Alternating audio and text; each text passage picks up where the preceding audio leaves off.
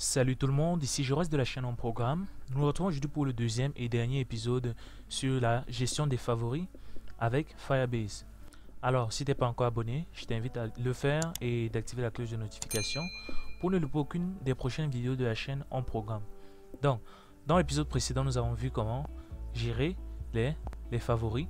Dans cet épisode maintenant, il faudrait bien que dans un ensemble de publications, que l'utilisateur soit en mesure d'avoir une fenêtre sur laquelle il puisse voir les favoris en fait qu'il a eu à liker. Donc sans toutefois tarder, allons créer un nouveau fichier dont on va mettre le widget favori.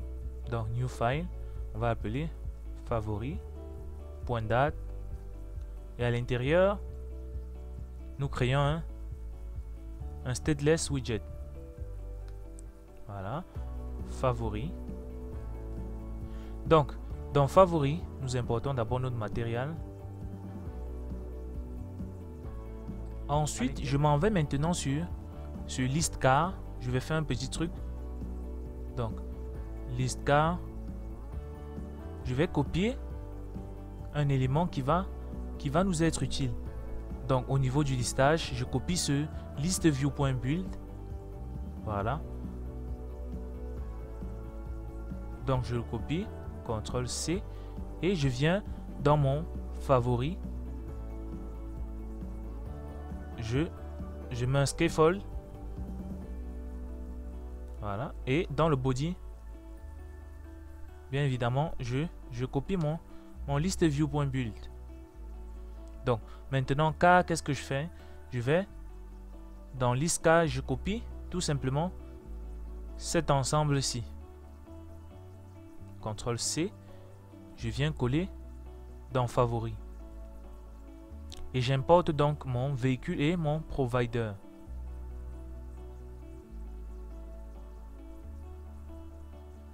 Donc une fois cela mis en place, donc importons aussi vk list véhicule car provider. Donc il serait préférable d'appeler ça véhicule. Pourquoi? Donc véhicule avec S. CTRL C, CTRL H, CTRL V. Voilà. J'appelle cela véhicule, pourquoi? Parce que favori va afficher soit les motos, soit les voitures. Je ne veux pas faire de distinction sur la variable. Donc véhicule va contenir soit les motos lorsque nous serons sur la partie moto, soit les véhicules lorsque nous serons sur la partie véhicule. Donc ce qu'il y a lieu de faire maintenant, c'est créer le bouton qui va appeler le widget favori.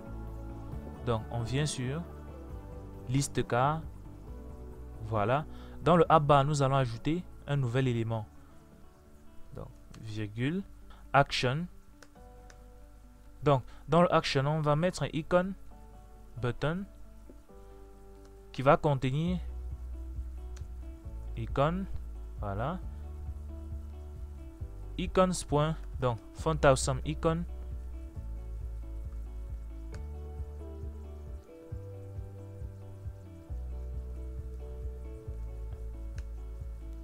Nous mettons le on press.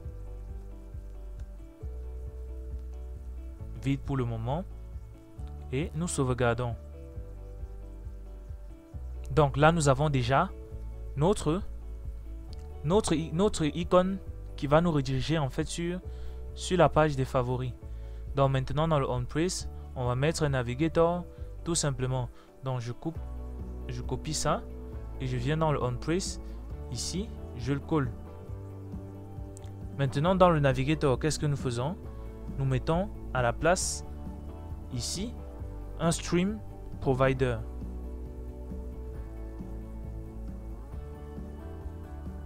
Stream provider, point, value, voilà.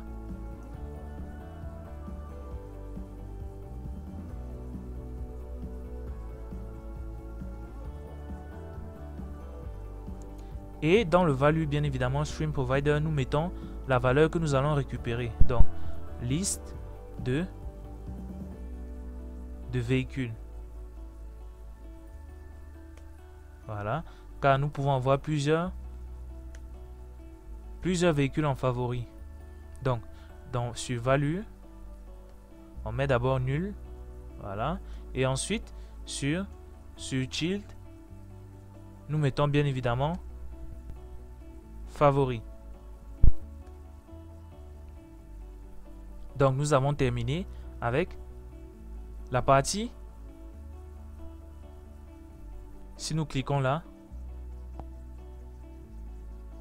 nous tombons sur notre scaffold. Donc, allons modifier notre favori. Donc, nous sauvegardons. Si nous cliquons à nouveau, là, nous tombons sur une page vierge. Donc, mettons là, comme A-bar à ce niveau. A-bar,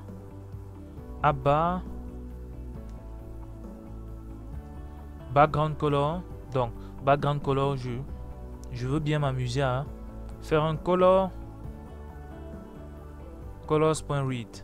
Voilà. Et ensuite, sur title, là c'est mes favoris. Donc, on met ça dans un texte. Mes favoris. Sauvegarde. Voilà.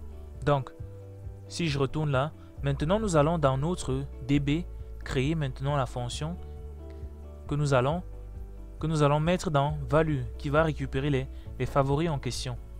Donc, nous allons sur DB. Nous allons reproduire en fait un get véhicule. À la seule différence qu'il y aura un nouveau paramètre qui sera pris en compte. Donc, get véhicule fav pour dire get véhicule favori. Donc, on get d'abord le type en question. Ensuite, on récupère un autre élément. Donc, point where. L'élément en question, c'est quoi? C'est favori, virgule, area content. Donc, dans area content, on met la valeur en question que nous voulons vérifier si elle est contenue dans le tableau. Donc, la valeur que nous voulons vérifier, bien évidemment, c'est la valeur de user.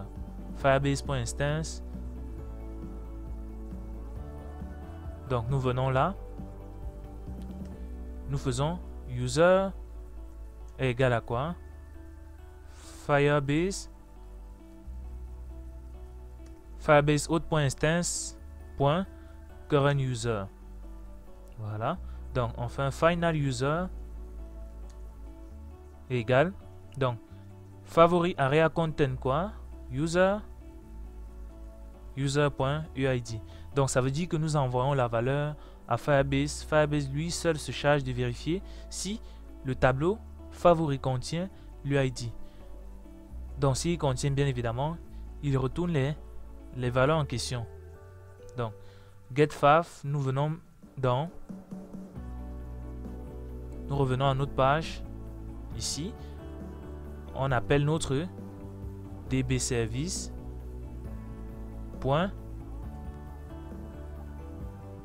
Get véhicule fav.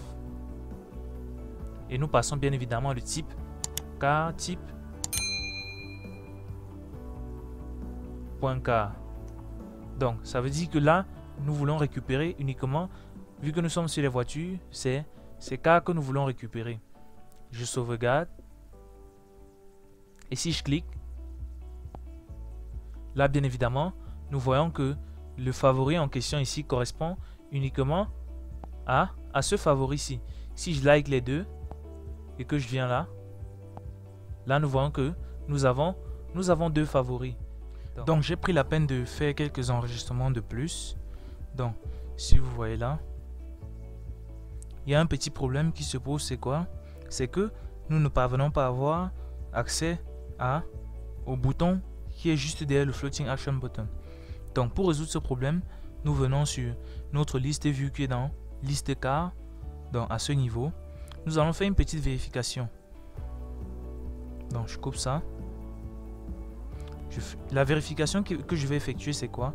C'est vérifier si i a atteint la dernière valeur. Donc on fait tout simplement i égale à car.len moins 1, vu que i commence à l'index 0, point d'interrogation. Si i atteint cette valeur, on fait un container et à l'intérieur on met notre v4 et ensuite on fait un margin hinset.only à bottom on met par exemple 50. Dans le cas où il n'a pas encore atteint, on fait tout simplement un vk. Donc on sauvegarde. Si on descend, nous voyons déjà que au dernier élément il a été poussé, donc on met à 80. Voilà, donc le problème à ce niveau est résolu. Si nous cliquons sur favoris, là nous voyons nos favoris. Si nous retirons des favoris, là ça disparaît des favoris. Donc nous ajoutons. Dès qu'on arrive sur favoris, on voit nos favoris. Donc je fais descendre. Maintenant, il faudrait que lorsqu'on n'ait plus de favoris, que l'on nous affiche aucun favori. Donc pour ce faire, je m'en vais sur favori.date. Donc le principe que je vais appliquer ici, vous allez le faire sur les différentes catégories, c'est-à-dire sur le listage de véhicules. Il faudrait bien évidemment que lorsqu'il n'y a pas de véhicule, on met aucun véhicule pour que ce soit plus clair. Donc sachez qu'au fur et à mesure de l'évolution, il y a des éléments qu'on va corriger sur l'application. Donc pour faire le test au niveau de body, on va faire le test à ce niveau. Donc si véhicule est égal à nul, donc je coupe ça. Si véhicule est égal à nul, c'est ici que je mets. Donc véhicule est égal à nul, on fait un circular progress indicator. Donc center, voilà, et je colle mon circular progress indicator. Dans le cas contraire, 2 points. Donc ici directement on retourne un v4. Donc si véhicule est égal à nul, on retourne un center, un circular progress indicator. Dans le cas contraire, on retourne notre list view.build. Voilà. Donc avant de retourner le list view.build, on fait encore un nouveau test. Donc si véhicule n'est pas nul, on traverse. Mais si véhicule maintenant .len est égal à 0, point d'interrogation, il faudrait que l'on affiche un nouvel élément. Donc center, ça veut dire si la liste des véhicules est de 0, ça veut dire que il n'y a aucun élément dans la liste. Donc center child texte et nous mettons aucun favori. Je sauvegarde. Là bien évidemment nous voyons aucun favori. Si je rentre, j'ajoute un favori, nous n'allons plus voir aucun favori. Donc le problème a été résolu. Je vous prie, pour ne pas être égaré dans les prochaines vidéos, d'aller sur tous les endroits où on a modifié, où on a utilisé un list view.build, d'effectuer cette syntaxe-ci. Nous sommes arrivés au terme de notre vidéo. N'hésitez pas à vous abonner et d'activer la cloche de notification pour ne louper aucune des prochaines vidéos. Si bien évidemment la vidéo vous a plu, partagez pour faire connaître la chaîne. Si vous avez des préoccupations, posez-les bien évidemment en commentaire. Je me ferai un plaisir de vous répondre. À la prochaine pour une nouvelle vidéo.